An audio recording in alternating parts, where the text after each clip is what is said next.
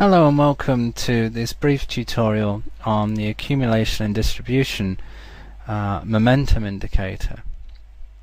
This one's quite different from, say, the RSI and the actual momentum indicator by name. Essentially what the accumulation and distribution indicator does is basically shows a relationship between the share price and the actual trading volume, the one in which we have here. So it's showing you a calculation based on these two things here. And an upward trend basically results from more investors buying than selling, as more of a trading volume is associated with buys. And obviously if a volume is flowing away from a particular stock or security, then the accumulation distribution indicator obviously moves down.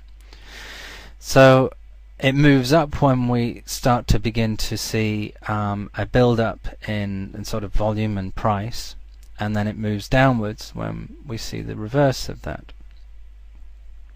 And the difference in the movement between the indicator and the share price can basically be used to see for changes in price movement and price direction. So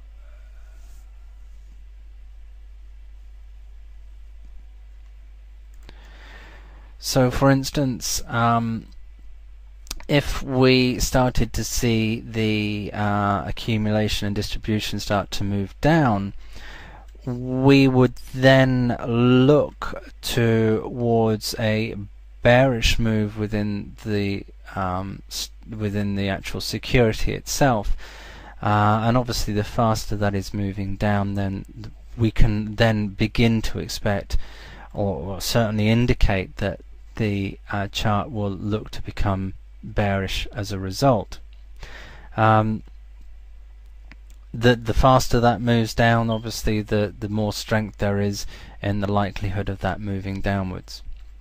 Conversely, if we begin to see the reverse of that, where we start to see a recovery in the accumulation and distribution, we can then begin to see a likelihood in a bullish movement or a recovery from a prior bearish one, a bullish movement within the security or the stock in which we're using it. And that is essentially all the accumulation and distribution does and shows.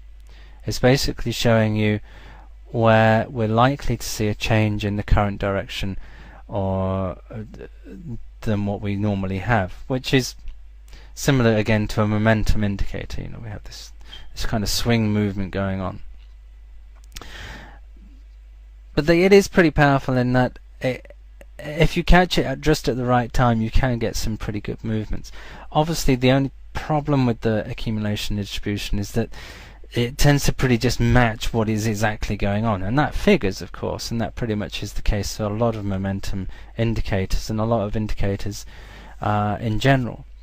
But if you catch it at the right time and you don't get confused by using too many indicators, and you understand the chart and the security or the stock in which you're trading, then it can become quite a powerful tool. And once again, you can plot within the accumulation and distribution chart itself and use that, much as what I was talking about in terms of the momentum, in that you can use it as points of reference that wouldn't necessarily be shown up on the chart as well. So as we can see, it's relatively straightforward. It's usually, you know, the basic ones are usually the better ones, rather than these overly complex indicators, and they allow us to see a different view on a price movement based on other factors relating to the price in a simple form, and that's basically what we want from an indicator, which would then allow us to apply a certain degree of analysis to it and then make our trading decision from there. But as we've shown, it's a relatively simple indicator to use, but once you begin to get used to using it, and you use it a lot, it can be very powerful indeed.